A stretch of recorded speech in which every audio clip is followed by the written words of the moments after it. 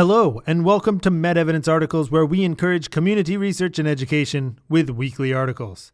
I'm your host, Benton Loeyball, and this week we're talking about receptors in the body that may help regulate weight. Turning up the heat on weight loss. Indian restaurants are tricky to me because the spice level varies from place to place. A spice level 2 might be mild at one restaurant and near inedibly hot at another. What I do is order a milder meal and add hot chili oil to taste, but you can also reduce the heat. Some Indian restaurants will gladly add yogurt, sugar, or cashew paste to lower the spice level. This is strikingly similar to how receptors, some of the most important and widespread mechanisms in our bodies, function.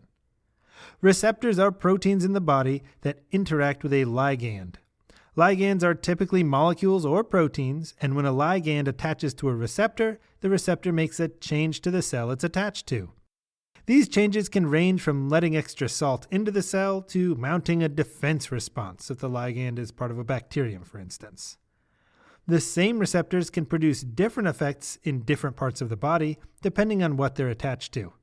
Now, this makes sense. A receptor in the gut might interact with some tasty Indian food and tell the intestines to absorb the nutrients, but if a receptor detects tikka masala in your muscles, you want to get that out of there ASAP.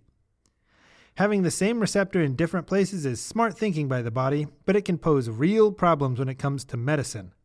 Let's look at the Cannabanoid 1 or CB1 receptor. This receptor activates spontaneously at low levels, like a spice level 2. Some ligands in the body and some illicit drugs activate this receptor and turn it up to a spice level 5. This has effects throughout the brain and body, raising hunger, the munchies, and reducing energy expenditure, leading to lethargy. In the mid-2000s, the medication Rimonabant was approved overseas as a miracle weight loss drug. Rimonabant was a CB1 reverse agonist, meaning it was like adding yogurt to the spice, reducing it to a spice level 0 or 1. In the body, the medication acts on the liver, skeletal muscle, fat tissues, and hormone systems. This gave marked improvements with energy balance, body weight, heart issues, and markers of diabetes. Unfortunately, Rimonabant also binds to receptors in the brain, causing psychiatric side effects including worsening anxiety and depression and rare suicidal ideation. The medicine was pulled from overseas markets after only a couple of years and was never approved in the United States. The story of Rimonabant isn't a rare one, and researchers suspect that most unwanted side effects from medications come from the medication interacting with off-target receptors. What made Rimonabant special is that there may be a way to reduce the psychological side effects while continuing to get the benefits of weight loss and metabolic health. The goal of clinical researchers now is to develop medications that target cannabinoid 1 receptors in the liver, muscles, and fat without affecting receptors in the brain. Luckily, there's a special barrier to the brain called the blood-brain barrier that prevents large molecules, including viruses and bacteria, from entering the brain and wreaking havoc. If scientists can develop a medication that can't pass this barrier, they may be able to deliver weight loss medication with the perfect spice level for everyone.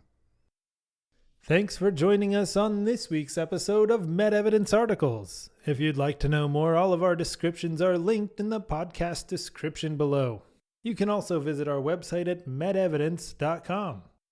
MedEvidence helps answer the question of who can you trust for medical information.